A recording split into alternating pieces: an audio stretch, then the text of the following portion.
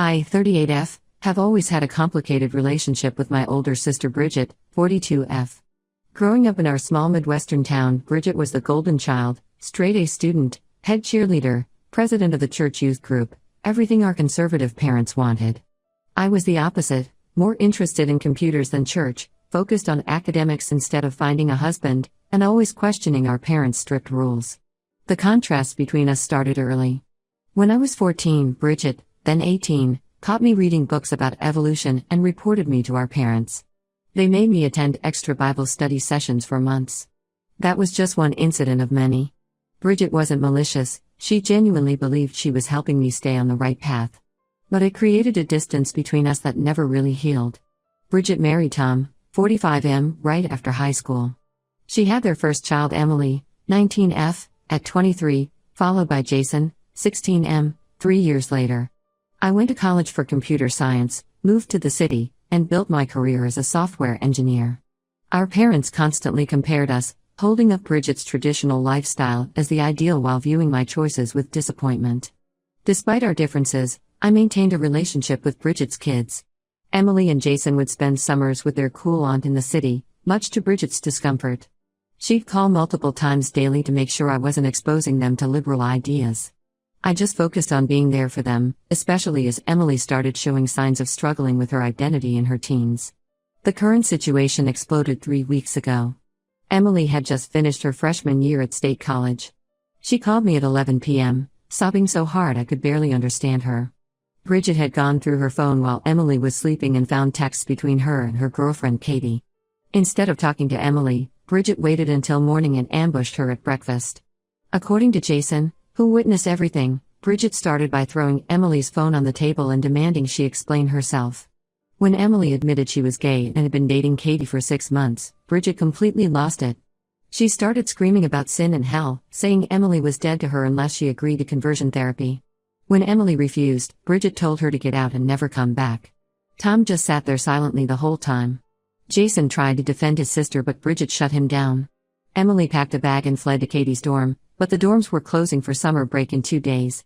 That's when she called me. I immediately drove 3 hours to the college, picked up Emily and Katie, and brought them both to my place. Katie's parents are supportive but live in another state, so I offered to let them stay with me until they figure out their next steps.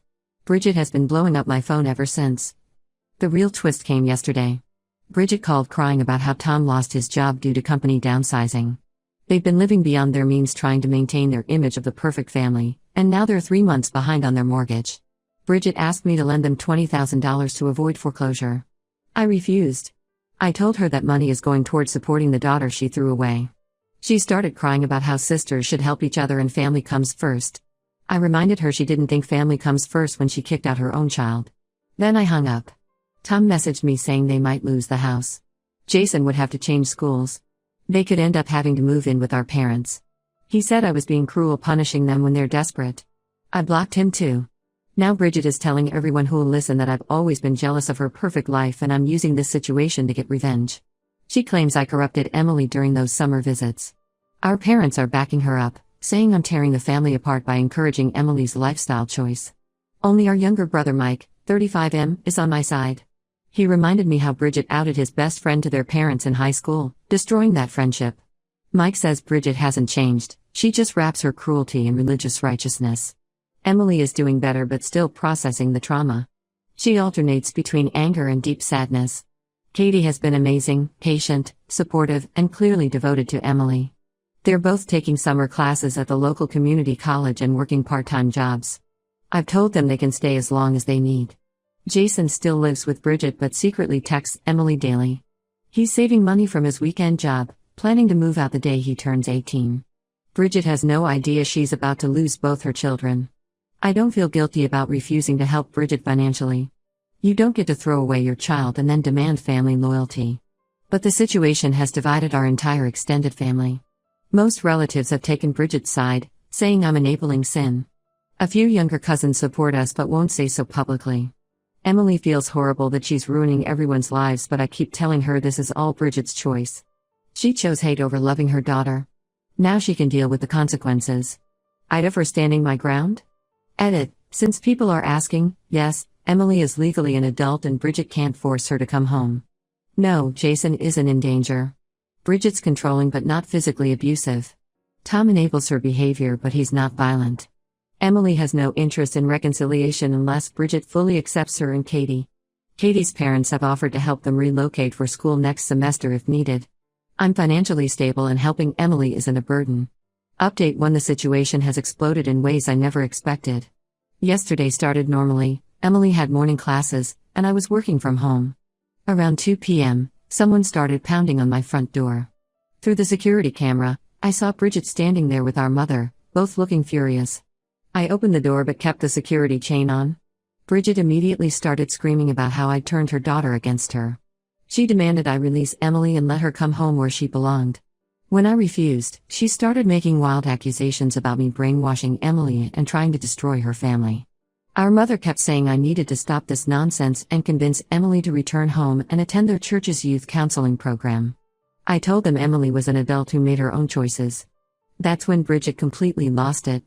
She started throwing herself against the door, trying to break the chain. I called the police while Bridget continued her tantrum. She was screaming so loudly that my neighbors came out to see what was happening. Our mother kept telling everyone I'd kidnapped Emily and was holding her hostage. When the police arrived, Bridget put on a dramatic show of being a distraught mother trying to save her daughter from her evil aunt. The officers separated us and spoke to everyone individually. Bridget spun some story about me being mentally unstable and having a history of trying to corrupt her children. Fortunately, I had Emily's texts documenting everything, plus video from my security cameras showing Bridget's behavior. Emily came home during all this and told the officers her side. The police warned Bridget about trespassing and harassment. They suggested she seek legal counsel if she had concerns, but emphasized that Emily was an adult who could live wherever she chose. Bridget left screaming that this wasn't over. Less than an hour later, Bridget sent a mass email to our entire extended family, church community, and even some of my work contacts she found on LinkedIn. She wrote 5 pages of accusations, claiming I'd been jealous of her perfect life since childhood and was now taking revenge by recruiting Emily into the homosexual lifestyle. She brought up every perceived slight from our childhood, like how I supposedly ruined her sweet 16 by getting the flu, or how I embarrassed her at her wedding by wearing pants instead of a dress. She even accused me of having unnatural feelings toward Emily, which made me sick to my stomach. The response from family has been intense. Our parents called to scream at me for destroying Bridget's family. Aunts and uncles have been sending lengthy texts quoting Bible verses about family loyalty and sin. Even cousins I haven't spoken to in years are messaging to tell me I'm going to hell. The only bright spot was a surprising call from Tom. He reached out privately to apologize for Bridget's behavior in the email. He admitted he's been struggling with how Bridget handled everything. Apparently, she's become increasingly extreme in her religious views over the past year, even switching to a more fundamentalist church. Tom revealed he's been secretly depositing money into an account for Emily. He said he feels trapped because of their financial situation. They're worse off than I realized. The job loss came after months of struggling. They've been putting everything on credit cards to maintain appearances. Bridget refuses to downsize or cut expenses because she's convinced God will provide. Jason is caught in the middle but standing firm with his sister. When Bridget found his burner phone that he used to contact Emily, she completely overreacted. She took away all his electronics, pulled him from the soccer team, and is making him attend daily prayer sessions with her new pastor. Tom is worried about him but doesn't want to leave him alone with Bridget if he moves out. Despite all this chaos, Emily is doing remarkably well. She's excelling in her summer classes and her part-time job at the local bookstore just promoted her to shift supervisor. Katie has been her rock through everything. They're talking about getting an apartment together once Emily has enough saved up. The hardest part for Emily isn't Bridget's rejection, she's almost made peace with that. It's watching her mother's behavior affect Jason. He's only 16 and stuck in that house for 2 more years unless Tom finally stands up to Bridget. Emily feels guilty about not being there to protect him, even though none of this is her fault. I've started documenting everything, Bridget's emails, the police incident, her harassment of Jason, just in case things escalate further. My security system now has cameras covering all approaches to the house. I've also warned Emily's workplace about potential disruptions. The saddest part is realizing this isn't really about Emily being gay. Bridget's reaction is about losing control. She built her entire identity around being the perfect Christian mother with the perfect family. Emily's disobedience shattered that image and she can't handle it.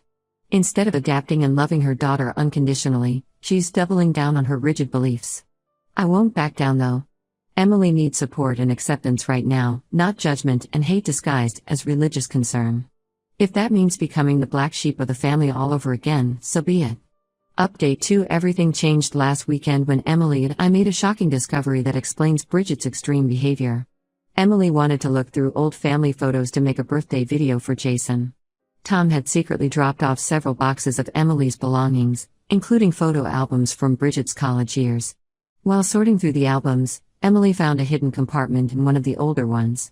Inside were dozens of letters from 1999 to 2000, all between Bridget and her college roommate Rachel.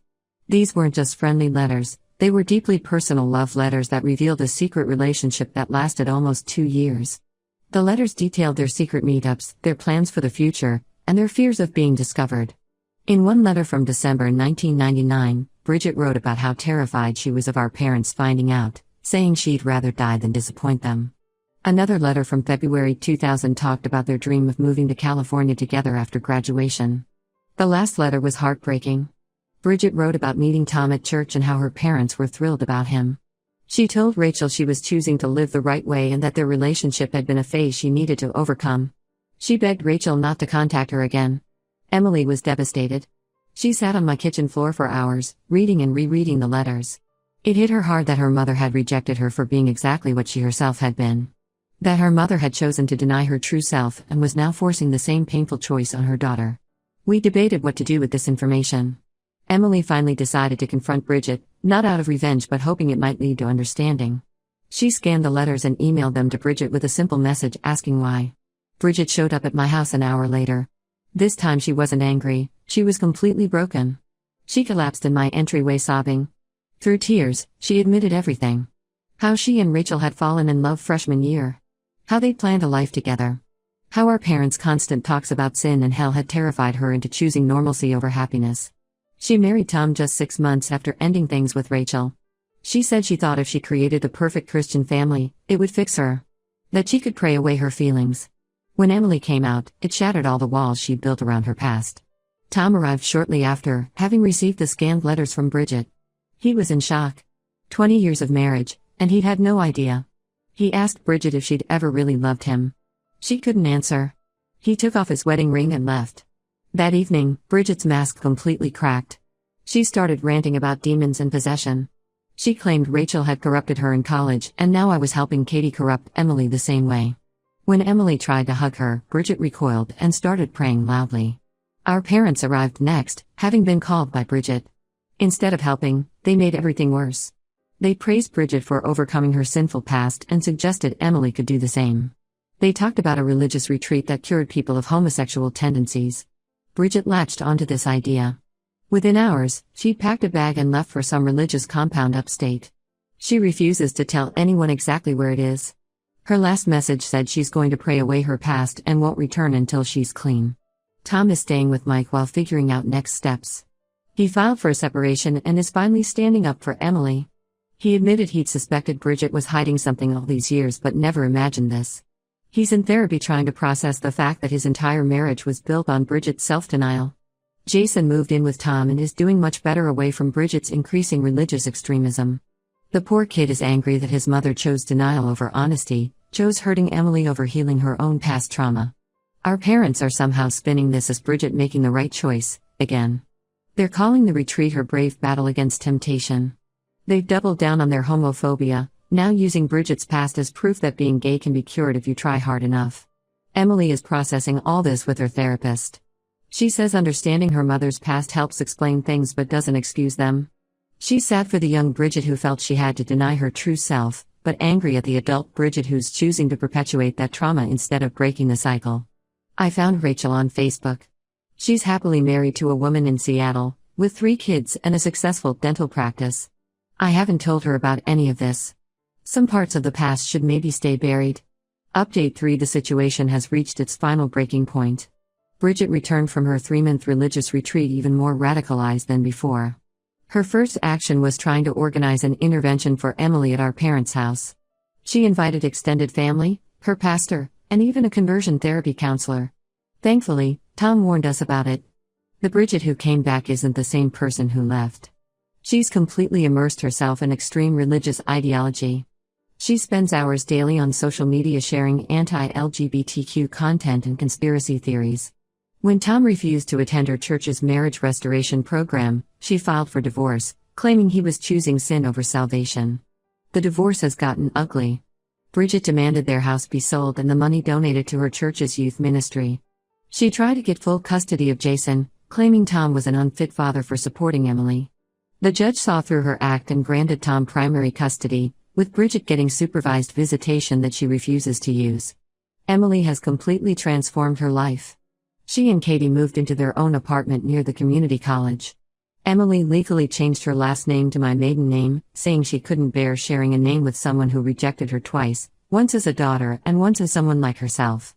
She's thriving in school, made the dean's list, and got accepted to finish her degree at a great university next fall. Jason turned 17 and is living his best life with Tom. He's back on the soccer team, getting good grades, and already applying to colleges far from home. The court mandated therapy for him, which has really helped him process everything. He and Emily are closer than ever, spending weekends together whenever possible. Tom sold their old house and bought a smaller place closer to me. He's been seeing a grief counselor to process the end of his marriage and the realization that Bridget never truly loved him. He and Mike have become really close. It's nice seeing them support each other through this. Bridget hasn't given up trying to control the narrative. She sends monthly handwritten letters full of religious propaganda and guilt trips. Last week she had her church group protest outside Emily's workplace. The store owner, whose own son is gay, called the police and got a restraining order. Our parents chose Bridget's side completely. They sold their house and moved closer to her new church community. They send occasional emails about praying for our lost souls but otherwise want nothing to do with us. Most of the extended family followed their lead. Surprisingly, this mass exodus of toxic relatives has been freeing. Our small family unit, me, Emily, Katie, Tom, Jason, and Mike, has grown stronger. We have weekly dinner gatherings, celebrate holidays together, and actually enjoy each other's company. Katie's parents often join us, treating Emily like a second daughter. Last month, Bridget's old college girlfriend Rachel reached out to Emily through social media. She'd heard about everything through mutual acquaintances and wanted Emily to know she was proud of her for living authentically. She shared how happy she's been since accepting herself, giving Emily a glimpse of the life Bridget could have had if she'd been braver. The irony is that Bridget's worst fear, her perfect family being destroyed, came true entirely because of her own choices. But from those ashes, we've built something better, a family bound by love and acceptance rather than obligation and denial. Bridget still sends flying monkeys to guilt us about deserting her in her time of spiritual warfare. We've blocked them all. Life is more peaceful without constant drama. Emily says she's done hoping her mother will change. She has all the family she needs right here. Sometimes the most painful endings lead to the best beginnings. We've all learned that sharing DNA doesn't make a family. Love, acceptance, and support do. Bridget chose her path. We've chosen ours. And we're all much happier for it.